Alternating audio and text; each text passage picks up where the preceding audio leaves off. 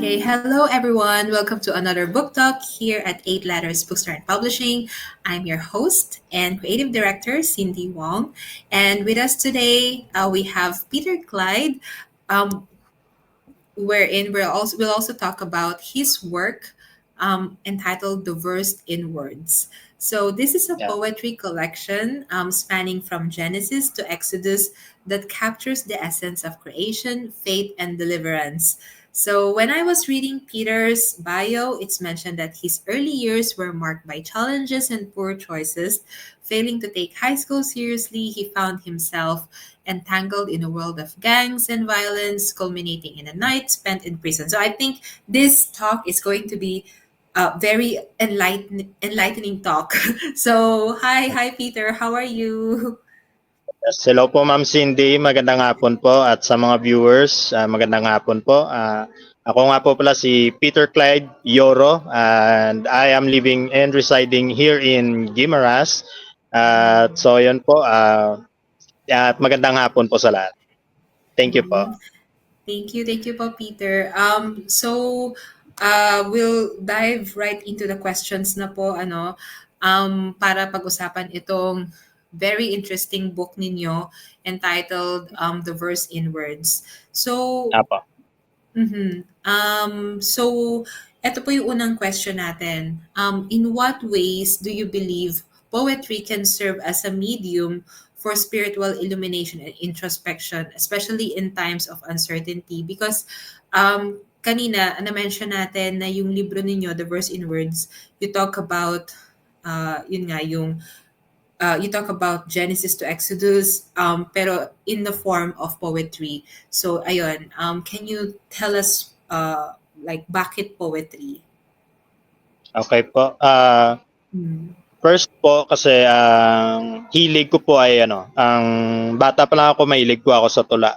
Isa siya kasi sa mga favorite structure or one of the favorite ko na na basahin. Like for example, yung naalala ko nung bata ako nung mahilig ako sa nursery rhymes, especially mahilig din ako magbasa ng libro tulad ni mga books ni Dr. Seuss.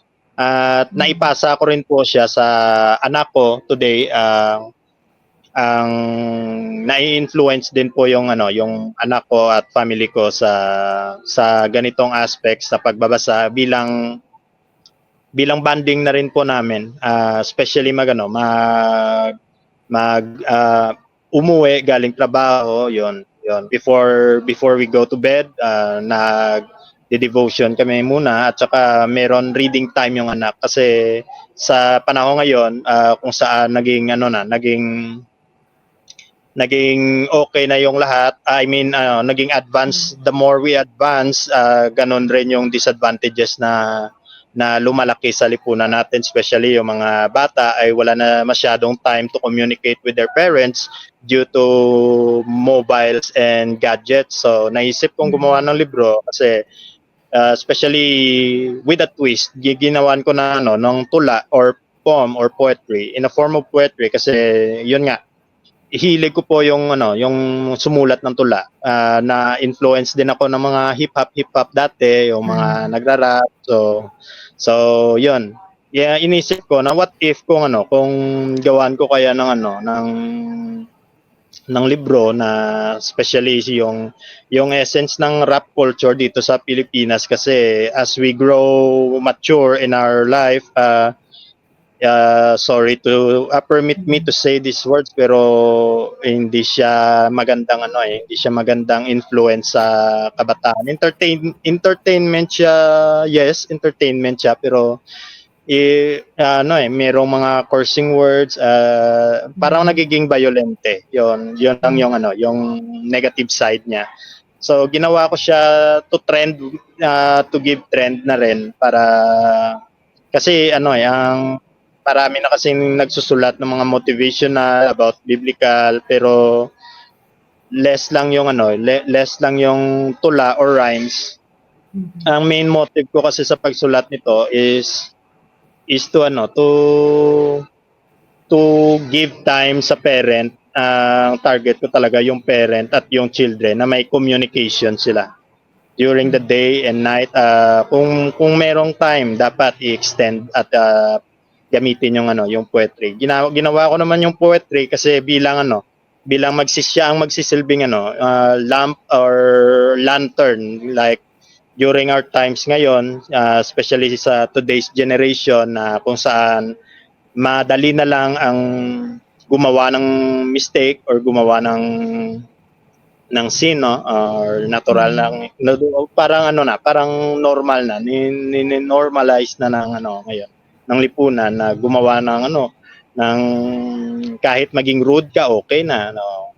So ginawa ko yung ganito, no, para magano lang, meron lang impact na for at least uh, maging catchy lang siya sa ngayong trend. Yun lang po, ma'am. Thank you. Mhm. Salamat po sa pag-share. I think it is very interesting kasi I'm also a parent and I think ang pagsusulat ng poetry talaga it's an easy way din para Ah, madali kasi siyang matandaan at syempre may mga rhyming words. Maganda yung concept ng book. You know, ah, it's a book for the parents and also the children. For my next question naman po, how did you intertwine the themes of creation, sin, and redemption in your poems? And what is the message na you're hoping the readers will take away from this journey? As of course, nandiyan na yung, do good and be good. But ah. beyond that, meron pa po ba? Okay, para naman po sa thank you sa question, Ma'am Cindy. Mhm. Medyo mahirap. Pero okay lang. Sa ang ang verse in words kasi ginawa ko, kung pwede lang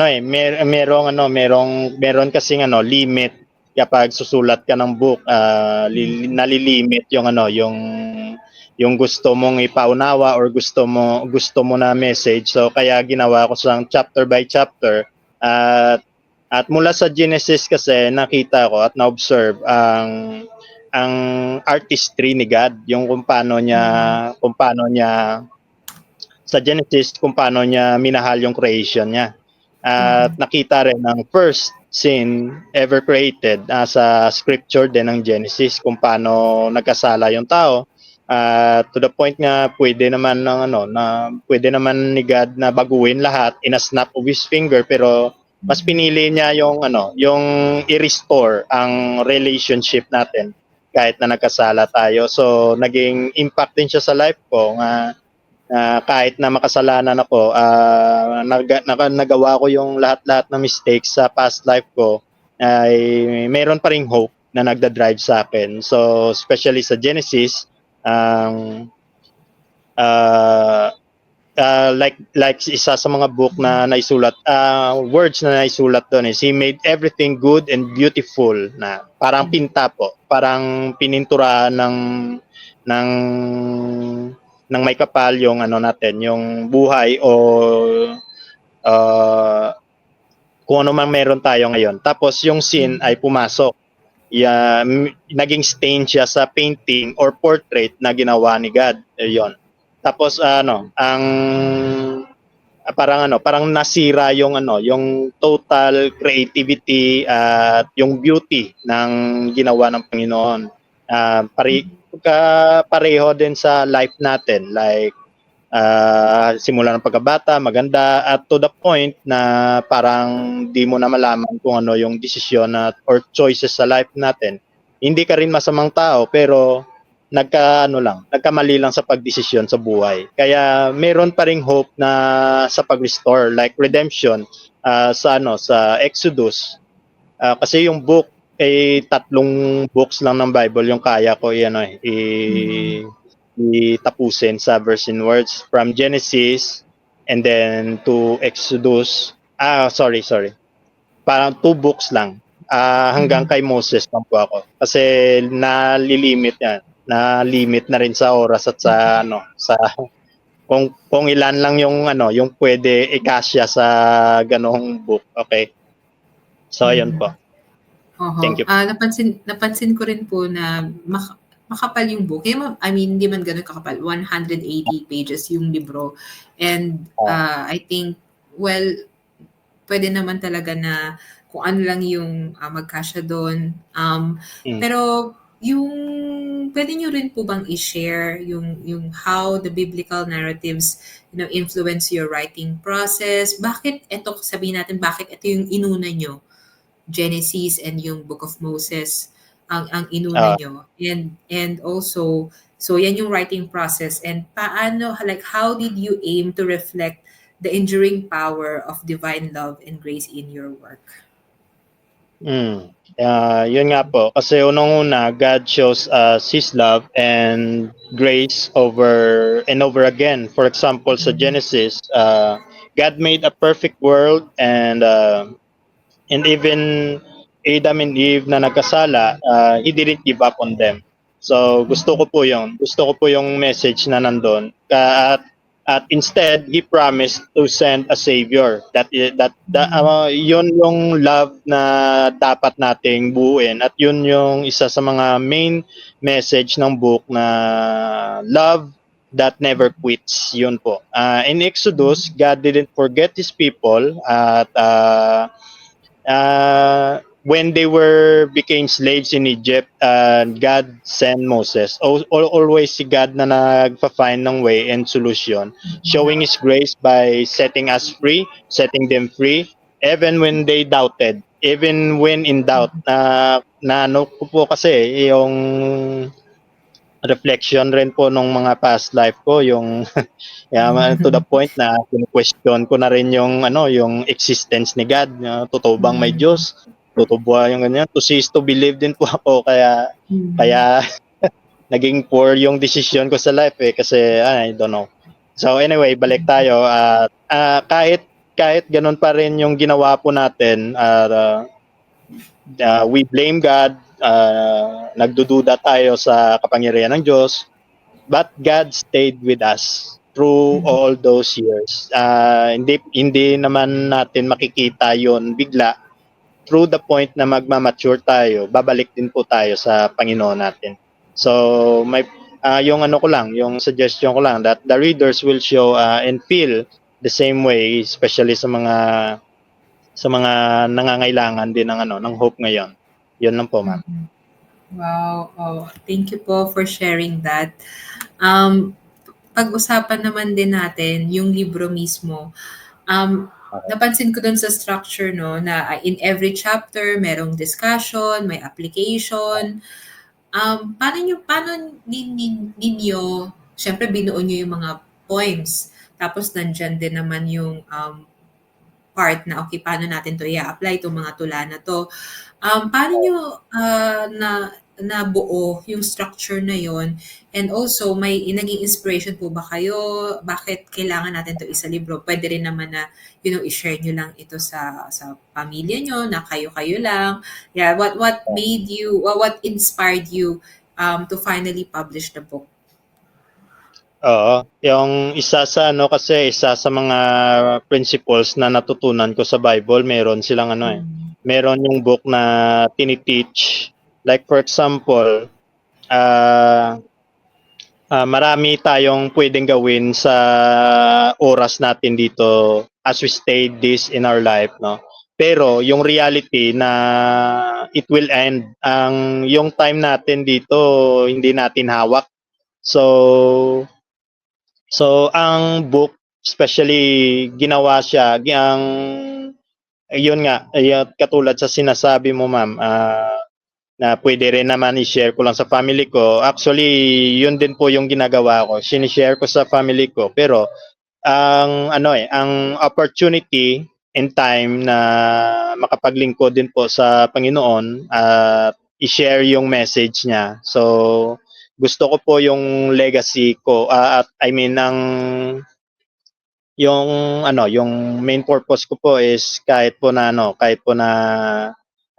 permit me to say the words, kahit po na mawala na po ako, mawala man po ako dito sa mundo, mananatili pa rin po yung idea at message ko po sa anak ko at sa magiging apo ko at sa mga next generation. Kapag hawak po nila yung book, mafe-feel nila na parang ganun rin po, at na-serve ko yung purpose ko throughout the time na ituturo sa kanila yung kung paano ko po naituwid yung buhay ko. So, yun lang po yung deep ko po, inspiration. At isa sa nag-trigger sa akin yung yung pastor po namin sa church na sinisimbahan po namin. At meron po akong meron po isang friend na mahilig din po sa poetry. At yun po, yung nag-trigger yung paglisa niya po dito sa mundo, yun po yung nag-push sa akin na what if yung gawin ko yung hilig niya, at yung hilig ko i-compile ko.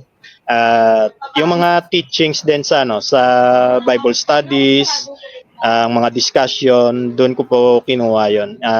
Syempre modern na po kasi ngayon kaya mas easy na lang po gumawa ng mga kung paano i-explain yon. Yan lang po. Thank you.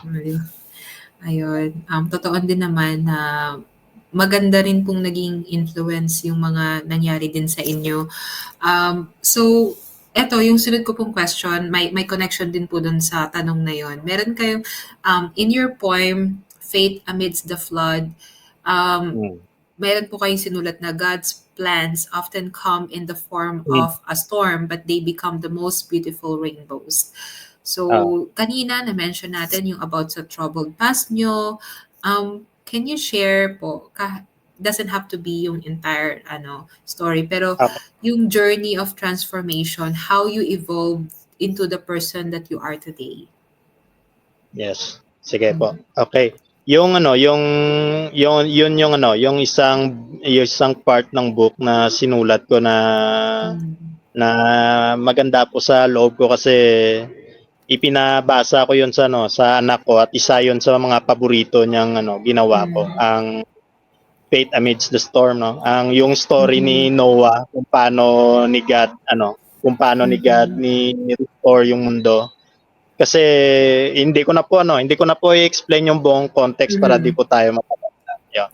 Yung kasi nangyari din yun sa buhay ko, like for example nung time na di ko alam, hindi ako godly, I am not a godly person, unable to survive in this world. Yun yung principle ko you have to be ruthless, you have to be the strong shall live, the weak shall die, yung mga ganong prinsipyo.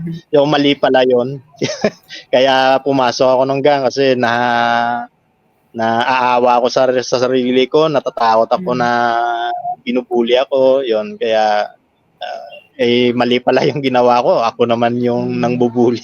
So dumating sa point na yon, ganyan, na napatrouble, na isa ka sa mga kinulong. At isa yon sa mga part na todo regret ako hanggang ngayon. Kasi yung high school days ko, di ko maikwento sa anak ko. Hindi ako magandang Lodi. Hindi nahihiya ako. Ayan, to the point na na-involve pa ako sa mga parang hindi ko na lang pag-i-mention dito, baka matukang ako. Nung high school ako. Nung high school pa yon. No. So, yun. At yung troubled times sa life ko, yun yung hindi ko in-expect na magiging ganun ka-messy yung life ko. Parang to the point na parang wala. Mismo ako nagsasabi na sa sarili ko na wala akong kwentang tao, wala na akong chance na magbago, useless ako, at talaga, wala akong future. Pero di ko alam na ganung time na yon, inallow ni God na mangyari sa akin yun kasi minimold niya yung karakter ko. At hanggang sa nag-decide ako na magbago, at yun nung ginawa na ako inoferan ako ng parents ko kung gusto ko pang pumasok ng school. So, yun, nag-push ako na mag-college kahit gipit kami sa pera. At nag-try ako na nag-join ako ng mga officers training course like sa ROTC, yun. Doon ko nakuha yung mga principles na positive, yung never quit, keep on pushing forward. May mga golden rules na ina-apply ko rin. At ang instruction and leadership skills, doon ko talaga nakuha, which is na-apply ko siya sa ngayon, na-i-apply ko sa family ko. Kasi tinuturuan kami kung paano respetuhin, paano rumispeto ng organizational structure. At ang talaga yung good morning ma'am, good morning sir, always say good in the morning and always be kind po. Always be kind. At yung anger ko po na kasi isa yun sa mga downfall ko yung hot-temperedness. Kaya wala na akong hindi ko masyado ma-explain. Ah, Mm. yun talaga yung discipline, niyakap ko talaga dinisiplina ko talaga self ko, at saka nakita ko rin yung ways ni God. Di niya naman ako pinabayaan kahit na ayun nga po, di po ako nakapagtapos, pero di naman po ako nawala ng trabaho. Pasalamat po sa Panginoon yun. And everything na mayroon ako ngayon, hindi ko tumabot kundi talaga sa panalangin at sa Panginoon. And then even meeting with my partner, my wife and my family, nakita ko talaga na loyal sila sa family and godly po. Willing Mm. sila makinig, willing sila isa sa mga nag-turn talaga ng table sa buhay ko yung kung paano ko na-meet, paano inallow ni God na nakilala ko yung wife ko, kasi Mm. doon talaga nagsimula na maging responsible ako na na person, kasi mahirap yung buhay ngayon. Pero tinatandaan ko lang po na yung kahit gaano kagulo ang mundo, be still and be good lang po. Yun lang po. Mm. Wow, ang galing po. Ang ganda ng kwento. Thank you po sa pag-share niyan at I'm glad. Regards po kay Mrs. Thank you po kay Mrs. sa kanyang mga nagawa. Pero syempre, hindi lang naman dahil sa kanya yon, dahil din Ah, pinili niyo rin naman yung okay. pagbabago. So, that's good to know na may mga naging instrument pa rin si God sa buhay Ah, natin, yung parents ninyo, and also yung ganda, ROTC, yung discipline. mm, Ang ganda po. So last question na po tayo, Peter. As we ah, approach the end of the year, magtatapos na tayo, 2025 na. mm. So, may ma-identify ka ba na like your biggest challenge aside from, okay, sabihin natin nandiyan na yung troubled past, di ba?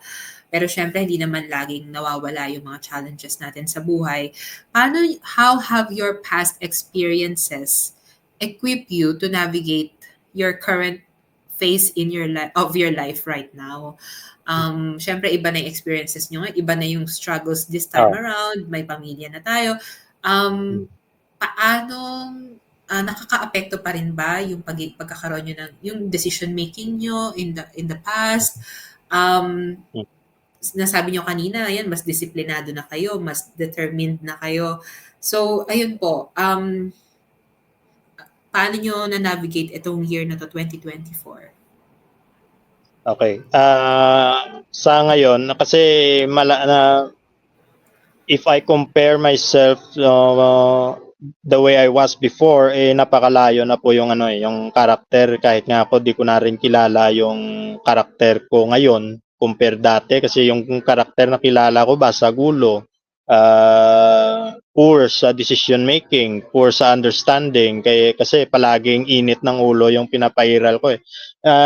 Today kahit nga na-experience rin ng kapwa natin, like for example sa traffic, kahit konting tinginan lang magkaka-result talaga sa violence kung hindi natin madisiplina yung karakter natin. Yung biggest challenges ko naman po yung kung paano ko po ma-i-share at kung paano ko po ma-i-share yung message ni God sa mga younger generations, kasi yung younger generations natin, sila po yung magke-carry ng natin yung legacy natin, kung paano natin sila palakihin, especially po ngayon yung mga young people natin, yung mga anak natin, kasi wala na masyadong parent na merong time pa sa anak. Permit me to say the words, hindi naman po lahat, Mm. pero yung general po na dati meron po kayong kasambahay na nagbabantay sa anak. Ngayon yung nagbabantay sa anak, cellphone na kasi ngayon at gadget. Mm. Kapag kukunin mo yung gadget sa bata, nagtatantrums na yung bata. Kasi naalala ko nung time kapag nagtatantrums ako, nagtatantrums din yung mama ko na walang pamalo. Ayun.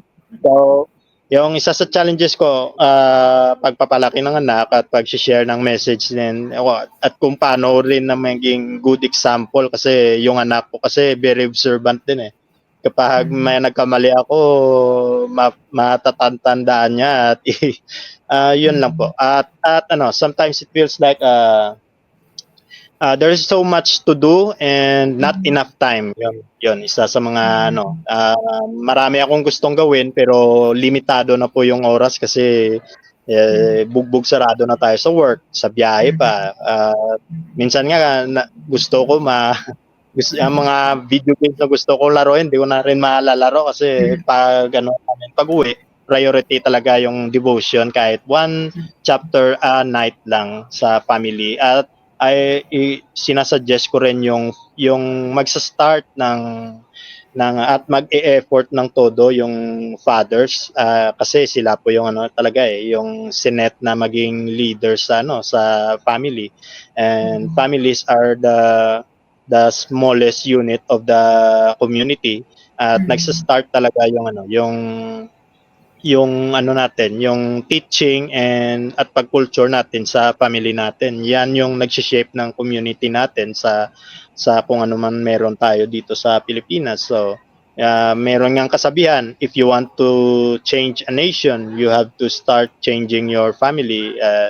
At nag-umpisa din po sa self natin kasi parang lumalayo na po ako eh.